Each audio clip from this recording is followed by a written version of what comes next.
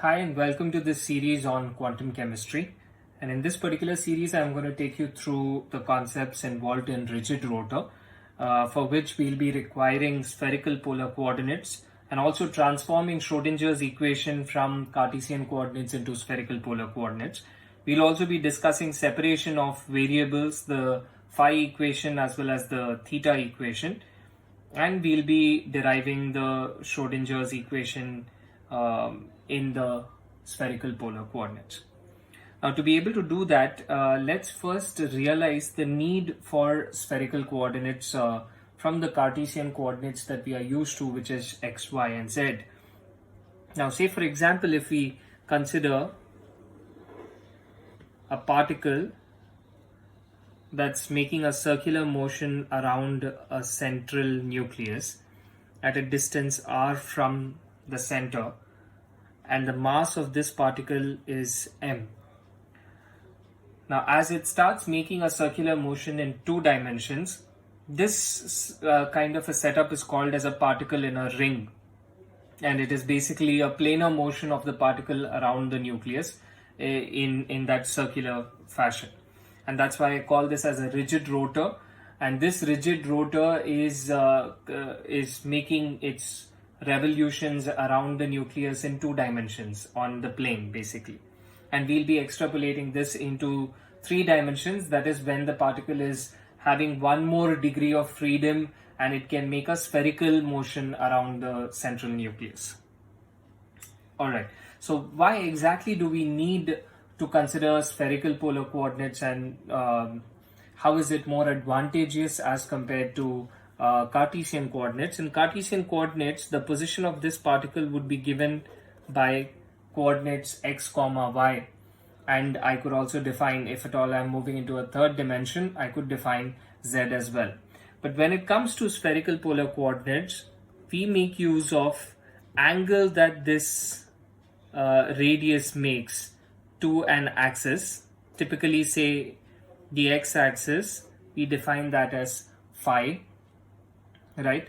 So the corresponding variables that need to be defined for the particle would then be r, the radius, phi, the angle that it makes with the x-axis, and theta, the angle that it makes with z-axis.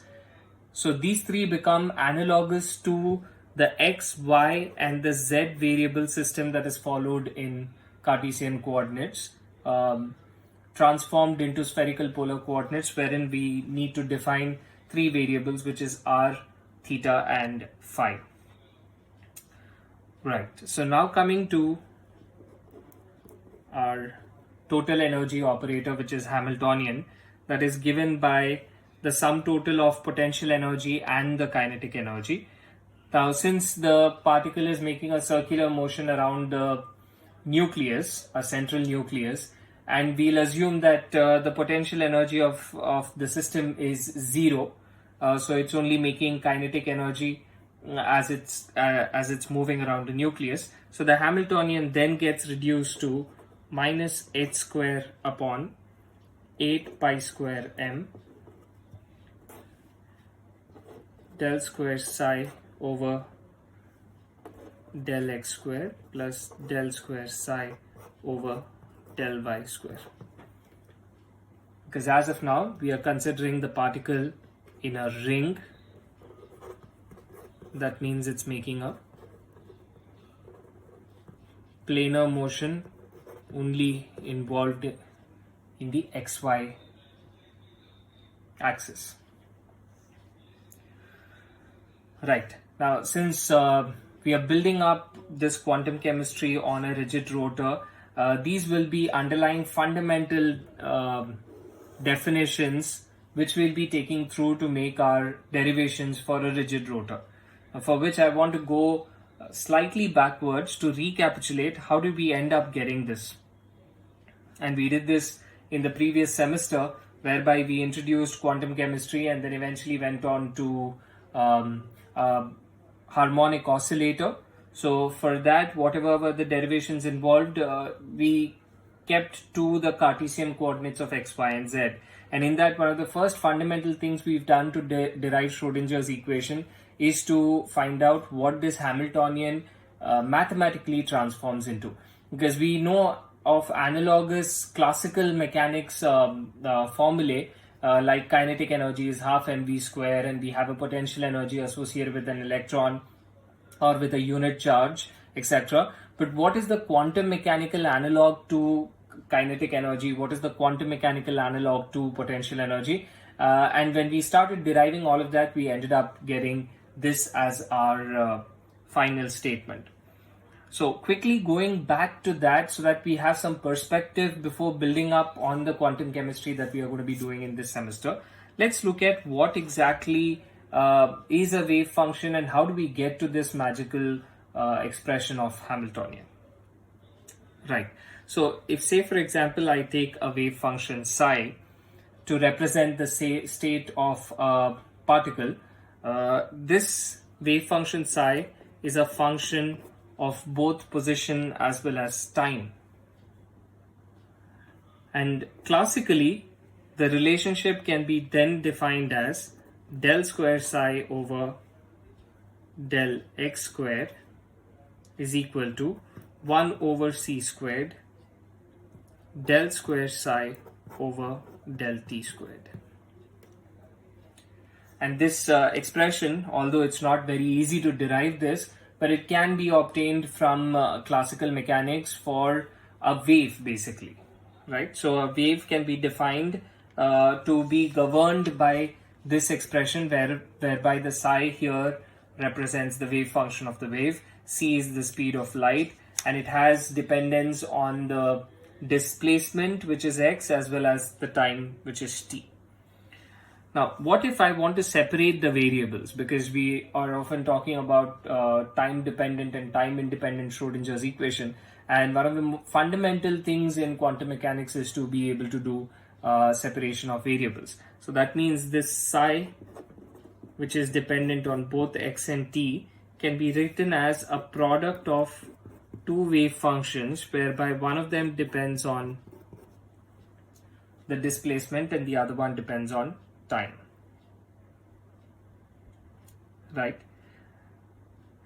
So I can then write this first equation as del squared psi x phi t over del x squared is equal to 1 over c squared del squared psi x phi t over del t squared. Right? So that is my base expression with which I start out with, and I try to do separation of variables.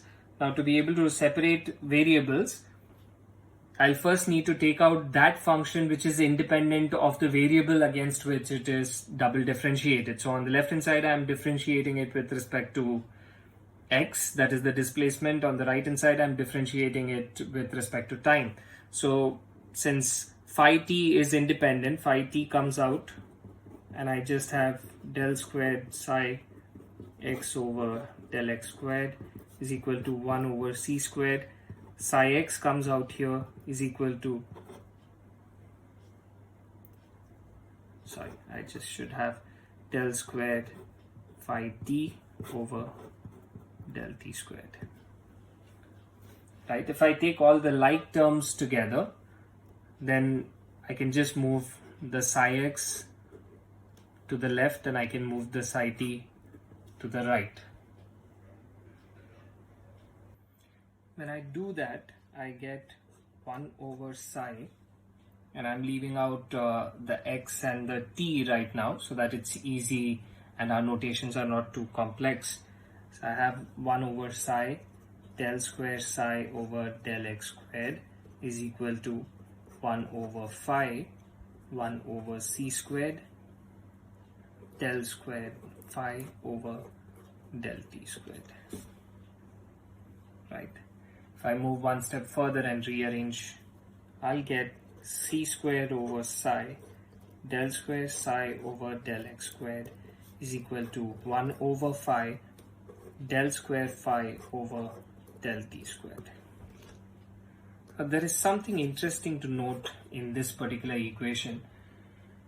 And the thing that is interesting is whatever features on the left hand side have terms only dependent on x, and whatever features on the right hand side have terms only dependent on t. And if these two expressions have to be equal to one another, both of them independently have to be equal to a constant. And let's say, for example, that constant is minus k squared. And there is a reason why we are taking the second order power of k here, because intuitively that's something we would do, because the expression itself is a double differential. It's a second order differential, and that's the reason we try to take a constant also which is of the power 2, so that eventually when we make our solutions we don't end up getting root over k, etc. We'll see that when we are talking about solutions to this wave function. Right, so what this gets us to is that individually c squared over psi del square psi over del x squared is equal to minus k squared, and likewise 1 over phi del square phi over del t squared is minus k squared. So that then becomes del square psi over del x squared is equal to minus k squared psi over c squared, or del square phi over del t squared is minus k square phi. So we end up getting two equations of this type.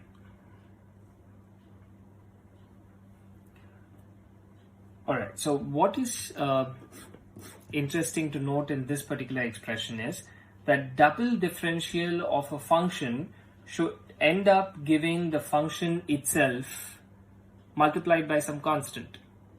So we need to be able to choose a function such that when we differentiate it twice, the double differential of the function with respect to x should end up giving back the same function. And sine and cosine functions are excellent examples which follow this particular protocol, whereby when you differentiate a sine function once, it becomes a cos. When you differentiate the cos function again, you get back a sine with a scalar multiple of -1. So the function psi x can be represented as a linear combination of the sine and the cosines as a sine kx over c plus b cos kx over c, right? And the phi t's can be written as c sine kt plus d cos kt. Now we are looking at a case whereby there is some periodicity in the function, because the periodicity in the function is a mandate when you want the double differential to go to the same function multiplied by a scalar multiple.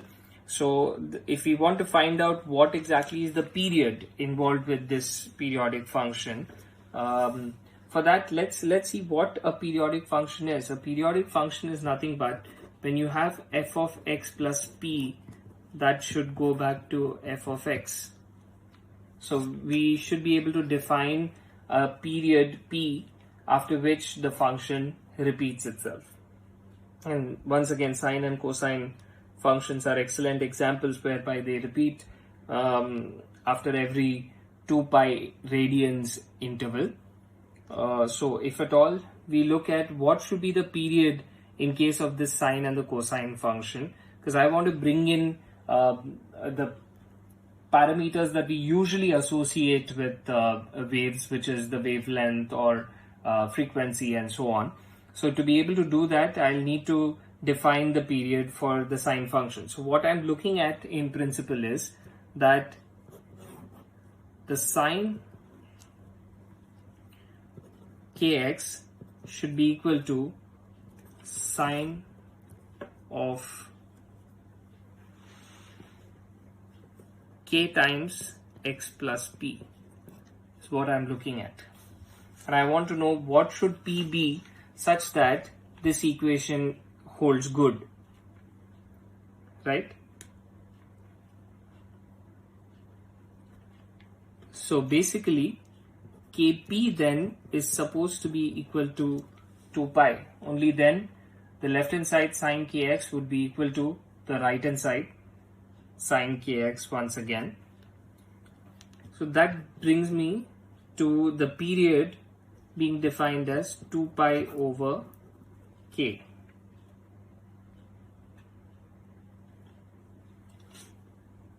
So phi t can be defined as phi of t plus 2 pi over k, because that's the time period after which the function repeats itself. If I want to find out the analogous counterpart for x, then x will just be the time period p multiplied by the speed of light, which is c. So when I do that, I'll get 2 pi c over k. So what that brings us to is that when x is increased by 2 pi c over k, then psi repeats itself. So the periodicity of psi with respect to x is 2 pi c over k. So I can write down psi as psi of x plus 2 pi c over k. So if the wave function, which is dependent on the displacement of the wave, repeats itself after every distance delta x, what would we call this delta x? Yes, you guessed that right. It is nothing but the wavelength lambda. So we did all of this just to get our definition for lambda. So every time the wave function would repeat itself once it goes one full wavelength from the start point of the wave, basically, right? So that tells us that lambda is nothing but 2 pi c over k, or k over c is nothing but 2 pi over lambda. Now I have d square psi over dx squared is equal to minus k squared over c squared psi, and I have something to replace k over c pi. I can replace it with 2 pi over lambda. And when I do that, I get d square psi over dx squared is equal to 2 pi over lambda the whole squared psi, right? That's nothing but minus 4 pi squared over lambda squared psi. Now comes in the next point in the derivation of Schrodinger's wave equation for a particle is the famous lambda is equal to h over mv, which is nothing but the de Broglie's relationship. So when we substitute that here, what we just end up getting is d square psi over dx squared is equal to minus 4 pi squared over h over mv the whole squared psi, which is nothing but minus 4 pi squared m squared v squared over h squared psi. Okay, so we've made some good headway in our derivation of the Schrodinger's equation. Now what we need to do further is to define the total energy E as the sum total of the kinetic and the potential energy, and also define the the kinetic energy as half of mv squared, right? So if I replace the mv squared here by the kinetic energy and replace the kinetic energy by E minus V, which is total energy minus the potential energy, I can start getting an equation that's richly like Schrodinger's equation of Hamiltonian psi is equal to E psi.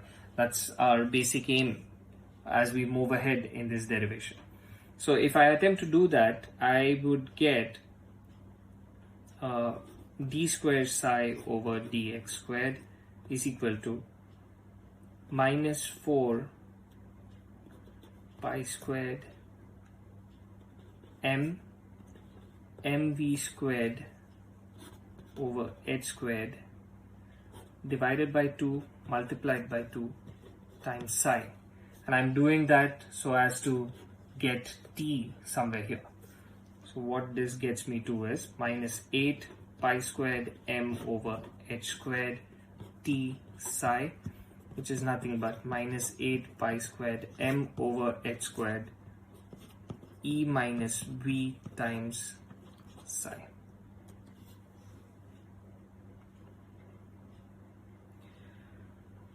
Okay, if I'm not looking only in one dimension but looking in all three dimensions, my left hand side would start looking like del square psi over del x squared plus del square psi over del y squared plus del square psi over del z squared. And an easier way to annotate such is to put a Laplacian operator, that is nothing but del squared psi on the left hand side, and that gives me equal to, on the right hand side I have minus 8 pi squared m over h squared e minus v times psi, right? So if I start multiplying things around, what I get is h squared over minus h squared over 8 pi squared m del squared psi is equal to e minus e psi minus v psi. And if I take the v psi on the left, I get minus h squared over 8 pi squared m plus v times del squared psi is equal to e psi. This is my basis for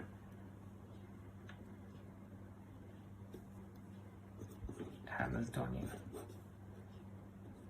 All this brings us to where we started off with, which is h cap, that is Hamiltonian, is equal to minus h squared over 8 pi squared m del square psi over del x squared plus del squared psi over del y squared. And the reason why our final expression got reduced to this is twofold. The first reason is that we are considering the motion to be annular in a ring, so we are not considering a third dimension. Otherwise you would have the del squared here, which would include a del square psi over del z square as well, which is missing. The second thing is we've considered our potential energy to be 0 for the system, and that's why there is no v featuring over here in this particular expression. Right, so this is our start point for our derivation, and what we are going to do now is convert the Laplacian, which is the del squared, from its dependence of Cartesian coordinates of x, y and z into spherical polar coordinates of r, phi and theta.